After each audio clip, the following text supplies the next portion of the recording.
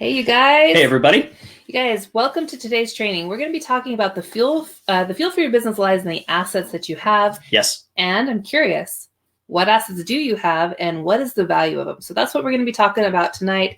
As you're hopping on, please let us know where you're coming in from so we can give you a shout out. You guys, if we have not met before, I am Becky Graff. And I am Tim Graff. We help home business entrepreneurs leverage powerful online strategies to build the perfect lifestyle business. Yep. Okay, so you guys, fuel for your business. Okay, everybody wants their business to go fast, right? Is that something that you want in your business? If so, let us know in the comments. Because really, we talk a lot about all the things that we need to do to have a business, okay? All the different pieces that go into it, the content that you're putting out, okay? All of the things that we're doing. However, unless you're building some sort of asset, you really don't have a sustainable business, okay? Sure. By virtue of having a business, you are required to have certain assets to fuel that. Mm-hmm. So I'm curious, what kind of assets are you currently building in your business? Okay, let us know in the comments, because one of the things that when Tim and I got started, we were not aware of what that looked like for us, okay? We were following the advice of our upline. We were making relationships with people, sending out friend requests, not making relationships at that point, but sending out friend requests and connecting with people. But this concept of building an asset really hadn't sunk in for us until we started to delve more into the actual marketing side of things. Yeah, exactly. Yeah, and that was one thing that, like Becky said, until we really, because at first we didn't know what we didn't know.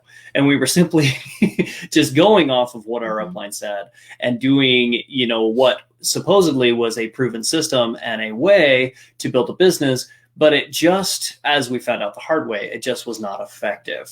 And so building out different assets and having different skills and things like that you learn actually helps to actually build that business, move it forward effectively without just kind of chasing that shiny pot at the end of the rainbow. Yeah, and if you think about it, any business has to have assets, right? So a consumer base, people who actually want the product or services that they're marketing. If they didn't have that, if they didn't have names, emails, addresses of people who are interested in their product, they literally would not have a business. Correct. Okay, so now we're talking about the digital age, using digital marketing, having your business online.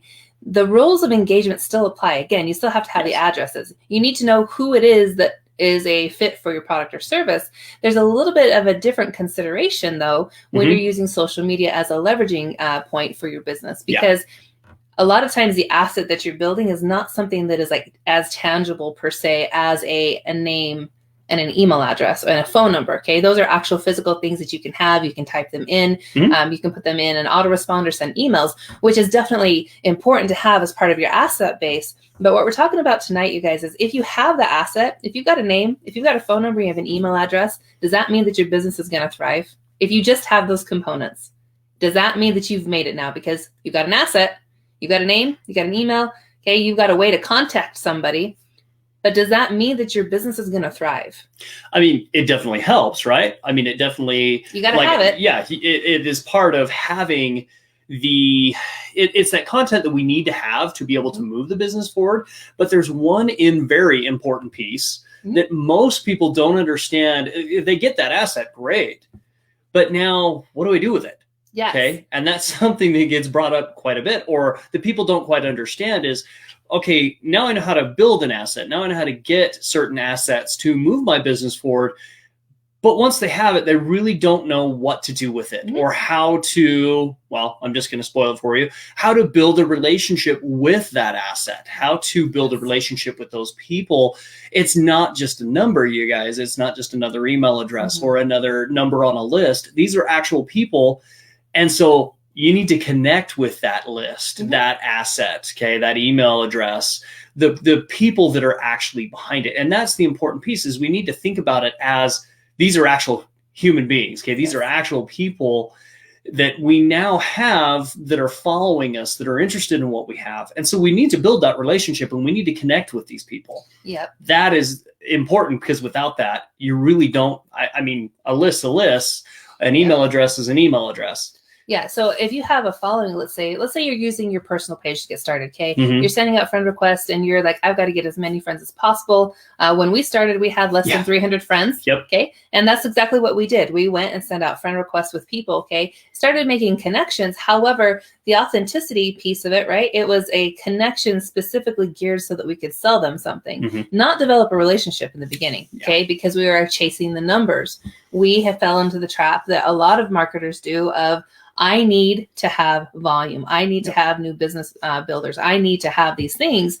And so our focus wasn't on serving our audience and developing a relationship in the beginning. It was more, how do I get more eyeballs, right? Yeah, we were chasing that shiny pot at the end of the rainbow, so to speak. Yes. We weren't thinking of it as, these are actual people. This is a relationship that is built along the way, not just chasing this elusive idea of, success or, somebody's going to like what I have to say. Yeah. And if you're coming from a standpoint of, if that's all you're doing is simply growing your audience, but you're not focused in on the connection piece, you're missing out on a huge chunk of your business and really the fuel for it, because it's 70% the relationship that you have with your audience. That doesn't matter if it's emails, doesn't matter if it's a following on your personal page or your fan page or people in your group. If you've got eyeballs, that's awesome. However, if you have no relationship with those eyeballs, it does you no good. You're not serving them, and they're not in reciprocatory as far as helping you reach the goals you're looking for. Correct. Hey, Michael, great to have you on. Hey, Michael. Plus, everyone, hey, great. Plus, everyone. So Michael says, hello to Tim and Becky. Plus, everyone, hope you all had an awesome Monday. Yes, we had a wonderful day. Appreciate you being on.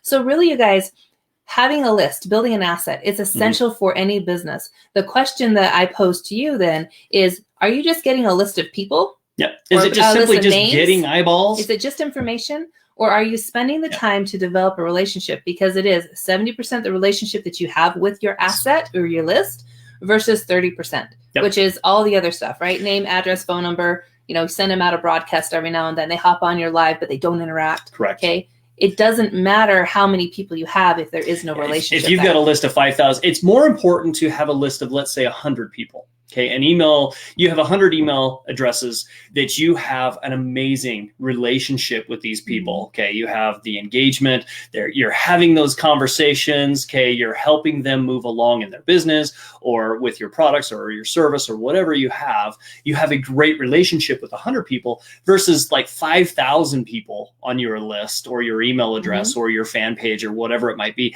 that you really don't engage with at all. Because Facebook algorithm is looking for those unique conversations. They're pushing for the connections. Okay. This is what they want to see happen. So if you have a following, like Tim's saying, of 5,000 people, let's say on your social media, but only less than 1% of those engage, Facebook's not seeing you as serving his platform, the platform, not his, it's not a boy, the platform in a very effective way. And so you're actually not getting the reach that you would want to if you had a smaller, more engaged group. A lot of time, those vanity metrics, they kind of rear their head like, oh my gosh, I've got 1,000 followers on my personal page, and I just hit the 2,000 mark on my business page. I've got 3,000 people in a group. That's great, but what is your interaction? Okay, that is more important than the number. Is how are you engaging with them? What type of interaction are they having with you, and how are you serving them to really move your business and develop that relationship? Well, and think about this as well on Facebook specifically. If let's say you have 5,000 friends and you're getting, when you do a video or when you're posting something, you're getting a lot of likes. Okay. That's again, like Becky said, that's great. That's a vanity metric though. Do you have a relationship with these people? Are they just simply scrolling by and it's like, are they clickers? And so you feel great because, wow, I got, a bunch of likes on my stuff.